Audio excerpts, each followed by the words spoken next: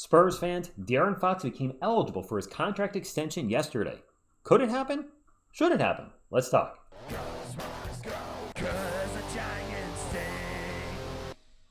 What is up, San Antonio Spurs fans? Welcome to TSR Sports. De'Aaron Fox is now eligible for a huge extension, but should the Spurs offer to him? We'll talk about my 2 cents in just a few moments. I want to get into an article from Pounding the Rock, kind of outlining things a little bit, and then, of course, I'll answer the question, is he worth it? Should it happen? Blah, blah, blah. De'Aaron Fox became extension eligible on Sunday, August 3rd, so that would be yesterday, which means the Spurs could have already signed the star point guard to a 4-year, $229 million deal. Spoiler alert, they haven't. At the time of this video, nothing has happened as of yet. Do the Spurs have to extend Fox right now?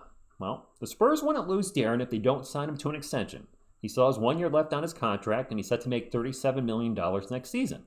They have until June 30th of next year, that's right after the NBA draft, to sign him to an extension. If they don't, then he would enter unrestricted free agency, which means, of course, there's downsides to that. What are those downsides? Well, look at that. There are several downsides to not signing Fox to an extension. The relationship between the front office and the player could sour quickly if the 27-year-old guard heads into the season on an expiring contract after forcing his way, all right, to San Antonio from the Sacramento Kings. He could announce that he intends to enter free agency, which that would be really bad, tanking any trade talks involving him by saying he won't re-sign with any of his suitors. So that would be the worst case scenario. Goes into the season without a contract, and then with his contract coming up, he says, I'm not re-signing with the Spurs, and if you trade me, I'm not going to re-sign with whoever you trade me to, which totally tanks his trade value. We don't want that to happen.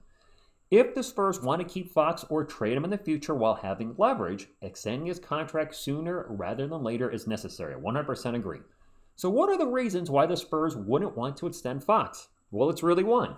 Now, I ain't going to read anything from the article. It's Dylan Harper. We've talked about this at length. The Spurs did not expect to get the 2nd overall pick. They drafted Dylan Harper. Now we have the crowded backcourt, somewhat crowded, Fox, Castle, and Harper. We have one known, one maybe, and one unknown when it comes to what their ceiling is in the NBA. A lot of this, the whole Dylan Harper talk, it's going to depend on how well he develops, what type of player becomes, if the Spurs even want to consider moving on from Fox. Right now, they should absolutely not. To talk about trading Fox before the season starts because we have Dylan Harper. Right now, Dylan Harper is just a name with potential. When we see him achieve and exceed that potential, then I'll say, okay, maybe we should talk about trading Fox at some point in the future, but certainly not next, not before next year. I'm sorry, I'm getting confused. The last part of the article I want to talk about, it's been a while since I've done a video, enjoying the summer, working out, getting back in the music stuff, like blah, blah, blah. Can the Spurs and Fox agree to a shorter or cheaper extension? This is the part I'm going to focus on when I give my 2 cents in a moment. They can agree to an extension for less money or fewer years if either side has concern about the other and wishes to maintain flexibility or leverage, respectively. All right, this is where I really want to chime in. Let's talk about it. $200 million for Fox plus. From the next 4 years. One thing we have to remember as Spurs fans is the new CBA is going to be very restricting for small market teams that aren't going to want to pay the first apron tax, second apron, blah, blah, blah. Wemby, when his extension comes up, doing a little research online, it sounds like he's going to be eligible for a 5-year, $271 million extension, which the Spurs are going to want to extend Wemby for 5 years. Further down the road, we have Castle's extension and Harper's extension. I'm going to assume they develop into the players that we think they can, and they're going to be re-signed at the end of their rookie contracts.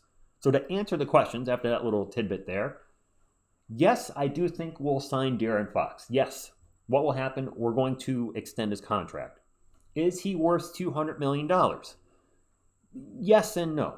If Fox signs for 4 years, his contract extension would overlap with Wemby, Castle, and Harper, who would all be off their rookie contracts at that point. Remember, he's got 1 year left, and then 4 more years is year 5. That would be the first year of Harper's extension, and Castle and Wemby were already in there. I don't think that's doable. I don't think that's sustainable with the current CBA. If that happens, and Harper and Castle are the backcourt of the future, I think what likely happens is they trade Fox before year 4. You sign him to 4 years, he's here for 3 at minimum, and then you trade him before year 4 where he's still young, still has trade value, etc. We should know in 3 years, should we not, what we have in Harper and Castle? Castle have been in the league for 4 years, Harper have been in 3. We should pretty much be able to see what those players are doing and saying, yes, this is the backcourt of the future. De'Aaron Fox is a great player, but this is our young core, our cheaper core. And I don't mean cheaper in talent, maybe a little in talent at that point, but who knows? But we can't carry multiple $50 million contracts on the roster. Probably can't. The Thunder look like they're going to be able to do it, but we'll see. Wait and see on that one. And if they're not panning out the way we want them to, maybe they trade Castle or Harper. I just don't see a scenario, Spurs fans, where we can have all four on, past the rookie extensions and on a max contract with De'Aaron Fox. What I would like to see from the Spurs, and if Fox is willing to agree with it, is 3 years for $150 million. It's $50 million a year. Hey, Texas doesn't have any state income taxes. I think he's eligible for a little over $50 million a year. I would use that as leverage if I'm Brian Wright, saying, hey, you're in a state with no taxes. You came from a state that taxed the crap out of you, so you're making actually the same thing. If you actually probably be making more than if you stayed in Sacramento inside the extension. 3 years, $150 million, which gives us some flexibility in the future if we put him on I'm wording this terribly. Again, Ben Wilson done a video. 3 years, $150 million, year 4 being an option. I'm assuming around the same thing, $50 million. In case Harper or Castle don't pan out, then you still have De'Aaron Fox, which I'm assuming he's going to play very well for us. I'm also assuming his hand injury is going to be 100% healed from, no lingering issues, etc. There's a lot of question marks with his contract. I'm sure that a lot of us are just, the question marks are bouncing around in our head. But we want to do what's best for the team, protect the Spurs, but also you got to make sure that you treat your player fairly. You probably that wanted to come here. So I think there's going to be a back and forth between both Fox and Spurs, but I do like the 3 years, 150, and the team option. Maybe a little more than 150. Maybe it's 3 years for 156, 159, whatever, somewhere in that ballpark, with year 4 as a team option. He's not stupid. He knows we got Castle and Harper in the backcourt. Then again, maybe he wants to be a Spur for life. Maybe he looks at San Antonio and says, I want to spend the rest of my career here, and maybe he pulls a move that, a Tim Duncan, a Tom Brady, one of those players that, he thinks about and says, all right, I see you got all these max contracts coming up or rookie extensions coming up. Maybe he does 4 years for 160. I know that's wishful thinking because that's $50 million less than the number I talked about early in the article, but we've seen other players do it recently too. Jalen Brunson with the Knicks.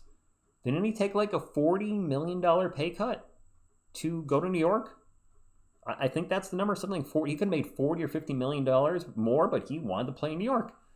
Maybe De'Aaron Fox does something similar, where, yes, sure, maybe he's eligible for 4 years and 200, but maybe he takes 4 years and 160. I don't know. And same thing with Wemby. He's eligible for 5 years for 271, but he might look at the team, look at the roster, and if the Spurs are winning and he wants to keep winning and keep everybody together, he might say 5 years, 200. It's hard to sit here and as fans, you're like, hey, take the pay decrease to stay with the team to build the core, but you got to look at it from the other perspective. If you're worth $250 million, do you want to take a $50 million pay cut? Sure, I know there's the argument, do you really need that much money? But again, think of it, is your current salary where you are. If you're worth $50 an hour and somebody's offering you $40 and you like your job, maybe you could go to, say you have a position that would be more difficult and cause more work. Would you, is it worth the extra $10 an hour? I'm wording this terribly. I'm sorry. Man, these days off have messed me up. But I think you get the drift is like, would you want a pay cut to stay in your position? I guess that's, you can go somewhere else for more money, but you're happier where you are. That's a tough spot. And I think the Spurs and De'Aaron Fox will work it out. And I feel like I'm getting long-winded now and repeating myself. So I want to wrap it up, guys. What do you think is going to happen? De'Aaron Fox, will he sign a contract extension? And the biggest question I have for you is, for how much? What do you think the number is going to finally be?